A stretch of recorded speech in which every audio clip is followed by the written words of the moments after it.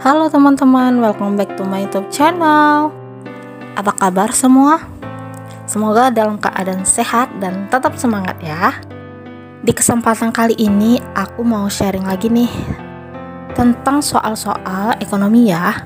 Nah, di video kali ini aku mau fokus bahas ke soal-soal TKA Sosum Ekonomi. Oke, buat kamu yang lagi persiapan UTBK tahun ini, cocok banget nih nonton video ini.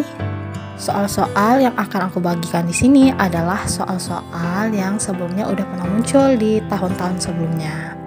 Oke, sebelum aku mulai ke video pembahasan, aku ingatin lagi nih buat kamu yang merasa tertarik dengan channel aku, tolong bantu aku mengembangkan channel aku dengan tekan tombol subscribe ya. Kamu juga boleh loh isi kolom komentarnya, dan jangan lupa diaktifkan tombol notifikasi loncengnya supaya kamu tidak ketinggalan dengan video menarik aku lainnya. Oke, sekarang aku langsung ke pembahasan ya. Keep watching. Oke teman-teman, sekarang aku mau mulai dari soal nomor 1. Aku akan bacakan soalnya. Untuk mengendalikan inflasi, Bank Indonesia dapat melakukan kebijakan yang bersifat untuk mengendalikan inflasi, katanya di sini ya. Oke. Inflasi itu dikendalikan dengan kebijakan yang namanya kebijakan moneter ya, moneter kontraktif. Nah, kontraktif. Nah, apa dampaknya ini ke jumlah uang beredar ya? Jumlah uang akan berkurang. Nah, karena kebijakan moneter kontraktif itu dia kebijakan tentang mengurangi jumlah uang ya, mengurangi jumlah uang. Karena uang di masyarakat banyak, jadi harus dikurangi ya, mengurangi jumlah uang. Nah, kemudian di sini gimana caranya? Caranya yang pertama dengan ada yang namanya instrumennya kan banyak ya. Nah, ada yang namanya instrumennya kebijakan diskonto ya, diskonto atau kebijakan diskonto ya, kebijakan diskonto ya. Nah, kebijakan diskonto. Nah, kalau lagi inflasi berarti diskontonya dinaikkan ya. Kebijakan diskonto itu kebijakan tentang bunga ya. Kalau lagi inflasi, diskontonya harus dinaikkan. Nah, kalau dinaikkan diskonto berarti kan orang lebih memilih untuk menyimpan bunga, menyimpan uang di bank ya. Nah, kemudian jumlah uang beredar dapat berkurang karena semuanya pada nyimpan uang di bank. Oke, yang kedua ada yang namanya kebijakan giro wajib minimum. Oke, giro wajib minimum. Oke. Kalau untuk giro wajib minimum itu kan cadangan kas ya, cadangan kas yang harus ada di bank ya, minimumnya itu segini loh kayak gitu.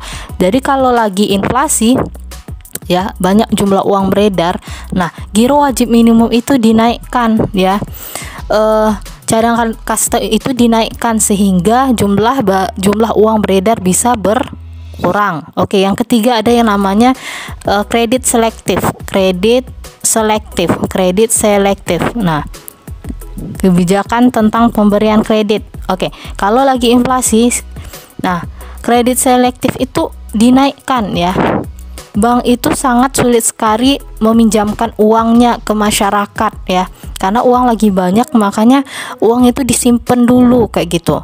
Nah, diketatkan syarat-syarat untuk ngasih kredit supaya orang sulit untuk minjam uang ya, sehingga kalau seperti itu jumlah uang beredar ya bisa berkurang ya kalau kredit selektif dinaikkan. Oke, yang keempat, nah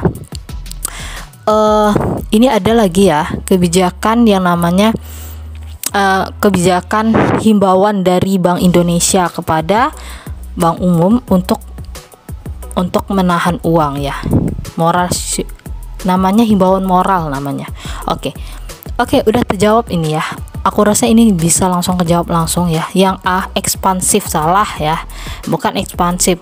Yang B salah, yang C kontraktif. Oke, kita lihat caranya menetapkan pajak salah. Ini menetapkan pajak adalah kebijakan fiskal ya. Yang D, kontraktif dengan cara menurunkan tingkat diskonto. Salah, harusnya tingkat diskonto itu dinaikkan.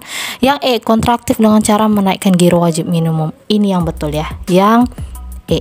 Oke. Nomor 2. Nah, nomor 2 di sini ada soal tentang fungsi konsumsi dan tabungan. Katanya di sini, bila C konsumsi, Y pendapatan, dan fungsi adalah C sama dengan 10 tambah 0,7 Y, maka yang pertama katanya MPC lebih besar dari MPS. Kita cek dulu nih teman-teman ya. Nah, MPC di sini berapa nilainya? MPC itu marginal prosperity to consume, kecenderungan untuk mengkonsumsi kita ya. Nah, kecenderungan mengkonsumsi kita itu lihat di nilai yang ada pada C-nya. Nilai B-nya atau MPC-nya kan ini nih. Nah, 0,7 ya. Nah, MPC lihatnya di fungsi konsumsi. Di bagian mana ya? Angka yang menempel dengan Y ini dia. Berarti 0,7. Nah, MPS ya, MPS itu rumusnya apa? 1 dikurang MPC. Nah, 1 dikurang MPC, 1 dikurang 0,7 dapatnya 0,3 ya. Di sini kita udah ketemu MPC 0,7, MPS. Nah, MPS sama dengan 0,3. Katanya MPC besar dari MPS, 0,7 besar dari 0,3, benar banget ya, ini benar. MPS sama dengan 0,3, benar banget, ini MPS 0,3. Jika Y sama dengan 100 maka C 80. Ini kita cari dulu ya. Katanya Y sama dengan 100, C 80. Kita masukkan aja ke fungsi konsumsi. C sama dengan 10 ditambah 0,7 Y. Nah, berarti 10 ditambah dengan 0,7 dikali dengan Y-nya udah diketahui 100. Berarti di sini 10, berarti di sini 10 ditambah 0,7. 7 kali 100 berapa? 70 ya. 70. Nah, berarti 10 tambah 70 kan 80. Betul ya. Konsumsi memang 80 saat Y sama 100. Ini betul. Yang 4, kemiringan kurva tabungan sama dengan 0,3. Teman-teman, ini ya kita bisa lihat dari nilai MPS ya. Lihat dari nilai MPS. Nah, MPS kita berapa? 0,3. Berarti kemiringan kurvanya juga 0,3. Jadi jawabannya 1, 2, 3, 4 ya. Jawabannya adalah elang atau E ya. Nah, ini E. Nomor 3. Keseimbangan pasar yang baru ditandai oleh meningkatnya jumlah barang yang ditransaksikan dan tidak berubahnya harga barang. Hal ini digambarkan oleh katanya. Ini kita lukiskan dalam bentuk kurva ya, supaya dia lebih murah jawab soalnya. Di sini katanya harga tetap. Aduh, bentar ya. Di sini katanya harga tetap ya. Tapi aku gambarin dulu kurvanya. Yang ke atas itu biasalah ya. Itu adalah untuk harga. Kemudian yang ke bawah itu untuk quantity ya. Nah, di sini katanya keseimbangan pasar yang baru ditandai oleh meningkatnya jumlah barang yang ditransaksikan dan tidak berubahnya harga. Meningkatnya barang berarti kita geser nih. Nah, ini ke sini misalnya. Kita misalkan dari Q1 menjadi Q2. Nah, dia geser. Kenapa geser? Katanya meningkat ya kan? Meningkat berarti gesernya ke kanan ya. Dan tidak berubahnya harga. Harga tetap. Kalau seperti ini kita ingat dulu syarat keseimbangan itu kan PD sama dengan PS, harga demand sama dengan harga supply, atau kuantitas supply sama dengan kuantitas demand. Berarti kalau meningkat Q-nya Q1 menjadi Q2 untuk menjadi seimbang, ingat ya, untuk menjadi seimbang maka ini kan demand yang meningkat nih. Untuk menjadi seimbang si supply-nya juga harus meningkat. Meningkat dia ya. Dari S1 menjadi S2. Ini aku ganti dulu ya. Itu bukan Q. Nah, ini berarti demand-nya ya, demand-nya meningkat. Kenapa meningkat? Karena katanya Q-nya tadi meningkat kan. Ini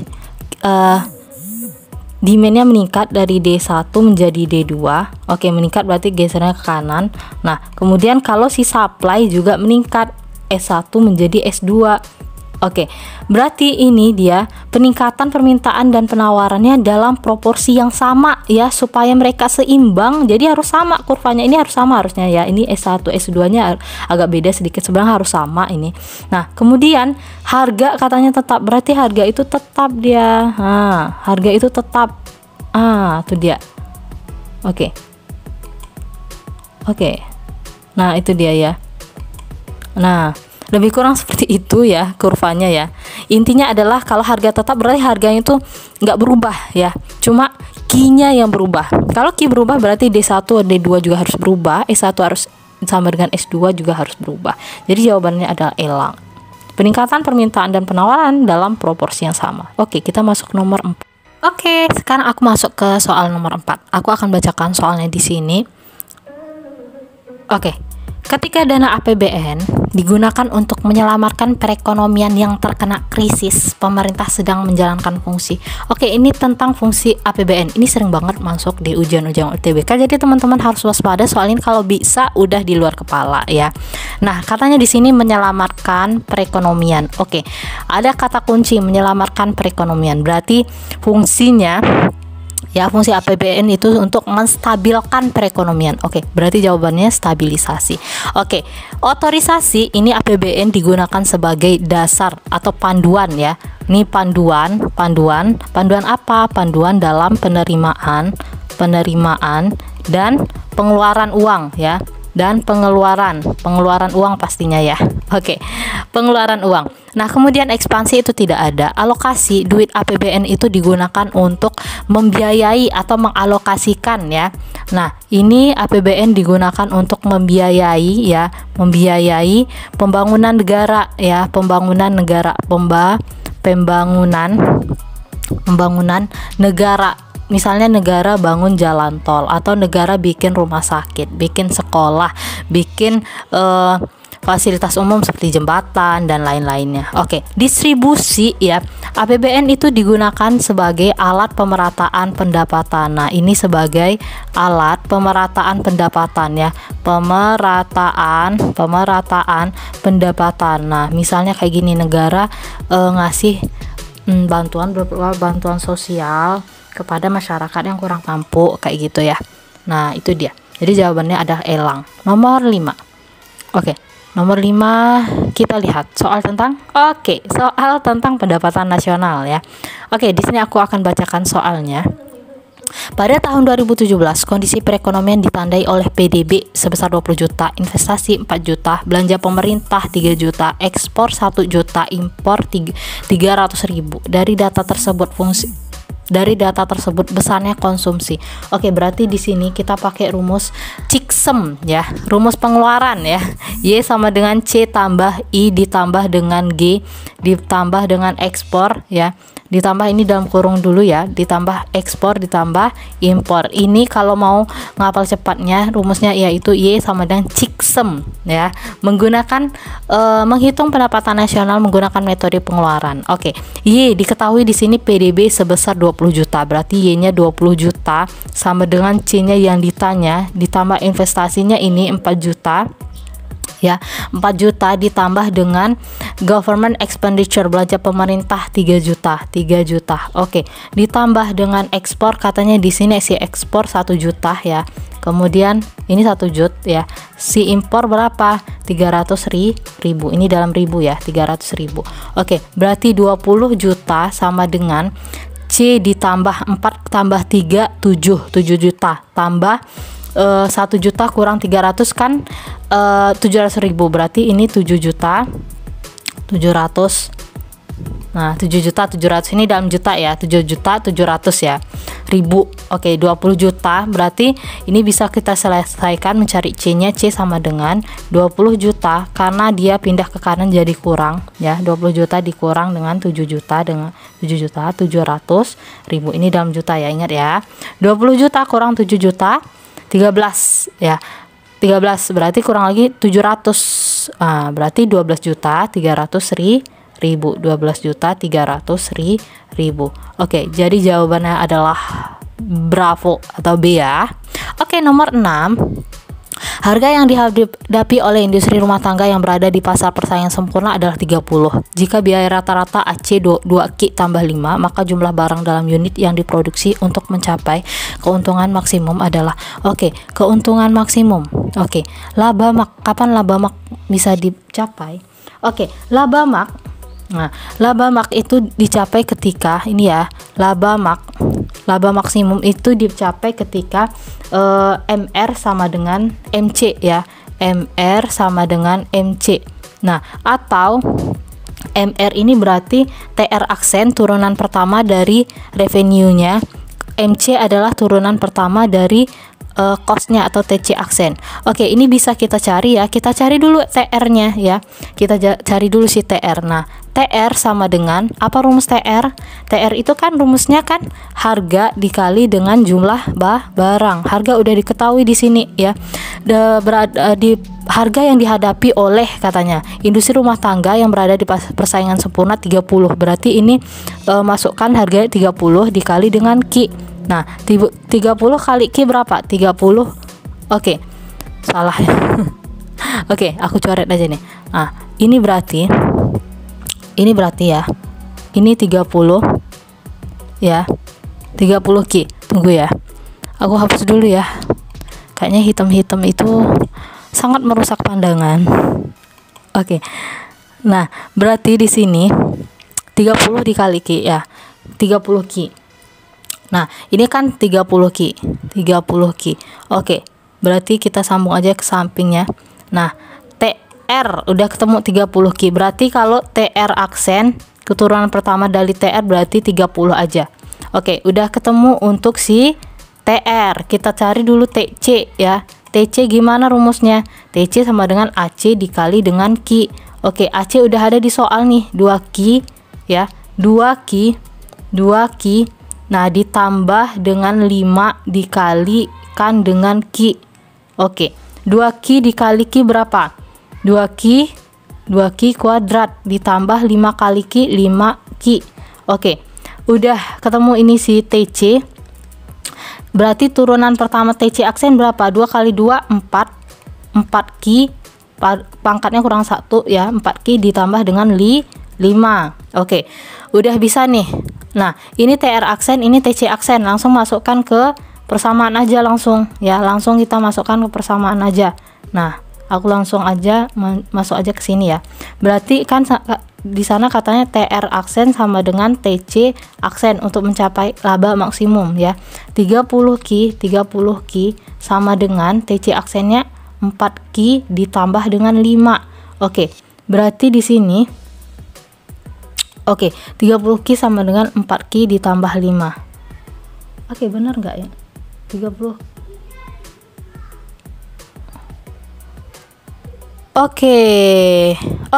Salah ya. TR aksennya bukan 30Q lagi ya, tapi 30 aja ya.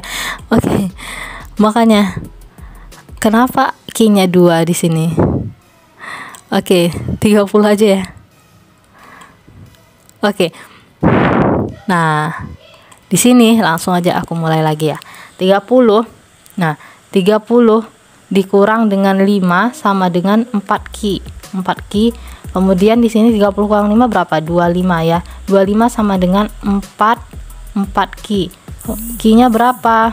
25 bagi 4 ya. 25 bagi 4 itu dapatnya 6,25.